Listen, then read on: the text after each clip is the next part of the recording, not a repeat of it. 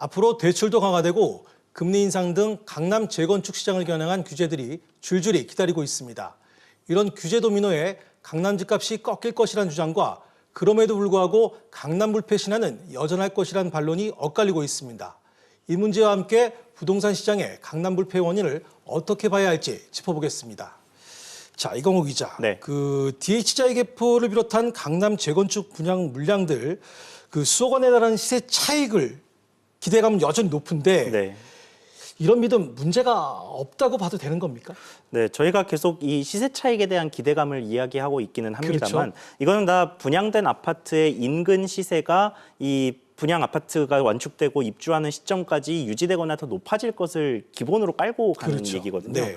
강남이니까 뭐 비싼 집이니까 지금보다는 떨어지지 않을 것이다. 그렇다면 지금 분양하는 저것도 주변의 아파트값만큼은 올라야 정상이다. 뭐 이런 심리가 깔려 있다는 거죠. 한마디로 강남 불패 신화라는 얘기입니다. 다만 반대 입장도 있기는 합니다. 부동산 규제에 이어 대출 규제까지 해놨기 때문에 자산가들이 만든 시세를 따라잡는 대출 수요자들이 없어지고 결국 시세가 하락세로 돌아설 것이라는 전망이 힘을 얻고 있는 상황인데요. 이런 전망이 현실화된다면 시세 차익이 마냥 확정적인 것도 아닙니다.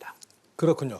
그런데 이번 청약의 경우 중도금 대출이 막혀있는 데다가 앞으로 대출이 강화되기 때문에 현금이 없는 사람들에겐 그름의 떡이다 이런 얘기도 나오고 있어요. 예. 그래서 집값 상승에는 큰 영향을 주지 못할 것이다라는 이런 지적도 있죠. 네, 실제로 지적하신 것처럼 대출이 막히다 보니까 내가 청약을 하고 싶어도 자금 여력이 안 돼서 청약을 포기하는 실수요자들이 분명 발생을 할 겁니다. 그렇죠. 근데 그러한 실수요자가 있다고 해서 해당 단지의 가격 하락으로 이어지는 그런 현상은 이어질 가능성이 별로 없어 보이는데요. 네. 사실 앞서 말씀드린 대로 미계약분이 발생하더라도 자금 여력이 있는 사람들은 분명 몰리기 때문인데요. 네. 다만 지적을 하고 싶은 문제는 이 과정에서 정부의 의도와는 반대로 이 로또 청약단지에서 발생하는 시세 차익이 결국 투기 세력에게 돌아갈 수 있다는 겁니다. 막상 실수요자는 돈이 없어서 청약을 못하고 또 자금가들은 이삭 죽기 하듯이 마치 시세 차익을 가져간다면 그렇죠. 정부 입장에서는 뭐 속된 말로 죽 서서 개 주는 격이 될 수도 있다는 생각이 듭니다. 네. 그 표현이 재밌네요. 아무래도 정부가 만지작거리고 있는 카드가 중에 하나가 보유세인데 네. 그만큼 또 관심도 크고요.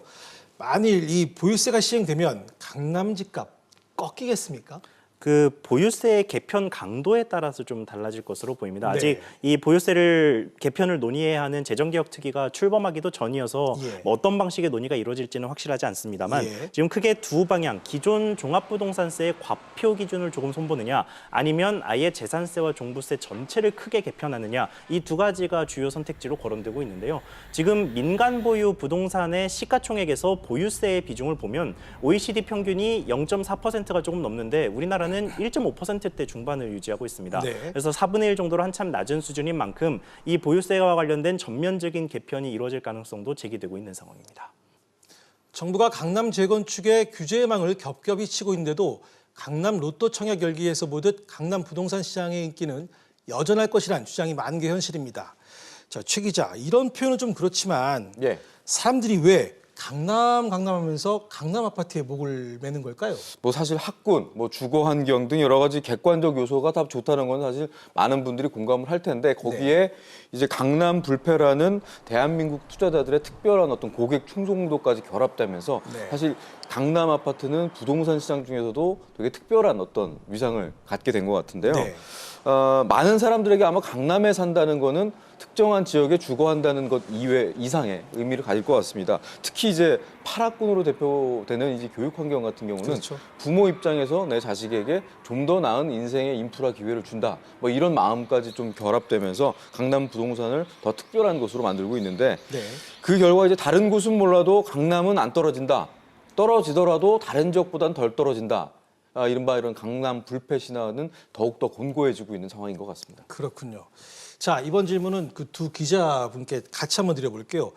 그렇다면 강남 집값 잡기 해법은 뭐가 있을까요? 먼저 최수호 기자. 일단은 이 강남 집값을 잡아야 되는 대상이냐, 네. 이게 정확한 인식이냐부터 좀 고민을 해봐야 될 것 같은데 네. 정부 역시 이제 잡겠다는 대상이 강남 집값은 아니고 강남 집값을 비정상적으로 급등시키고 있는 투기 세력을 잡겠다는 얘기거든요. 네.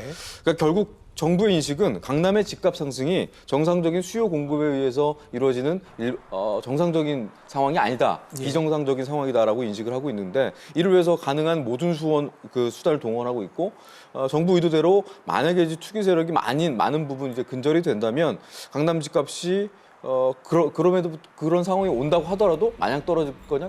그렇지 않다고 보거든요. 네. 결국 분명한 건 지금과 같은 수요 억제책만으로는 강남 집값을 안정시키겠다는 정부의 의도는 분명히 한계점에 봉착할 거다 이런 생각을 가지고 있습니다. 그렇군요. 자, 이번에는 그럼 이광호 기자 생각은 어떠십니까? 네, 그 강남 집값이 계속 문제가 됐을 때 안 그래도 인구 밀도가 높은 강남 지역의 주거 환경을 크게 악화시킬 수밖에 없는 그렇죠. 거거든요. 그래서 강남 집값을 잡자고 강남 자체를 망쳐버리는 뭐 그런 상황이 될 수밖에 없는 꼴인데. 예.